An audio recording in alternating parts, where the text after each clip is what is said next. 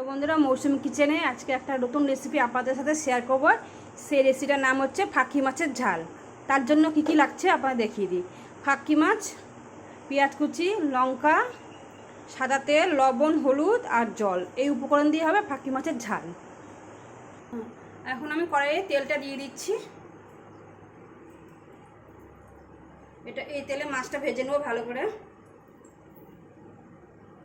মাছের মধ্যে হলুদ লবণ মেখে নিয়েছি, এবার কড়াইয়ে দিয়ে দিচ্ছি।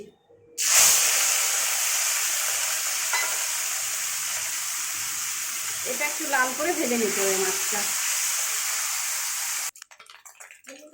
আমার মাছ ভাজাটা হয়ে গেছে, এবার আমি তুলে নিচ্ছি।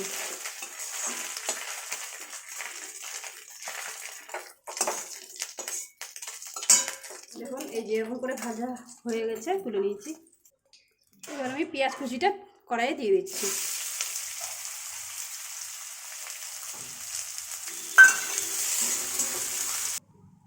পেঁয়াজটা ভাজা হয়ে গেছে, এবার আমি মশলাটা দিয়ে দিচ্ছি। বেটে রাখা মশলাটা দিয়ে দিলাম।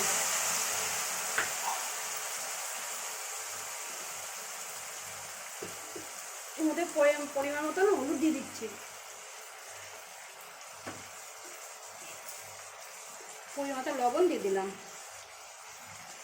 এটা এবার ভালো করে কষে নিতে হবে। এখানে শুধু লঙ্কা বাটা দিয়ে করতে হবে মাছটা, আর কিছু লাগবে না এর মধ্যে। মশলা কষানো হয়ে গেছে, এর মধ্যে আমি মাছটা দিয়ে দেবো। এইভাবে ভেজে রাখা মাছটা দিয়ে দিচ্ছি এর মধ্যে, আর হালকা একটু জল দিলাম।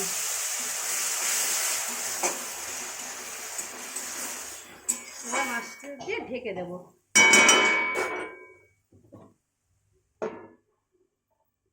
চলুন, আমি একটা জিনিস দেখাচ্ছি আমাদের বাড়িতে। সেই গাছটা আছে, সেই গাছটা আপনাদের সাথে শেয়ার করছি আমি।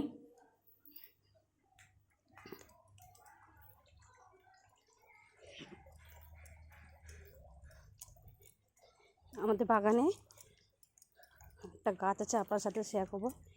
এই যে এই গাছটা হচ্ছে ধনেপাতা গাছ।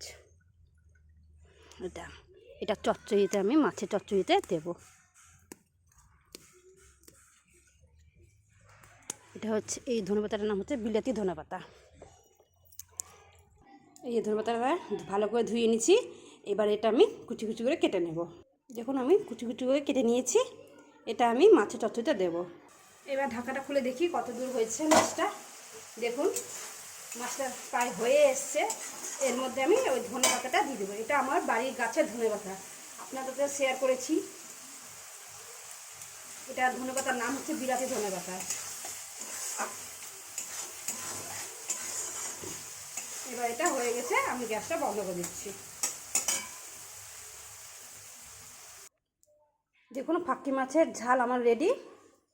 আপনাদের যদি এই রেসিপিটা খুব ভালো লাগে, আপনার বাড়িতে করে খাবেন। যদি ভালো লেগে থাকে তাহলে অবশ্যই লাইক, কমেন্ট, শেয়ার করবেন।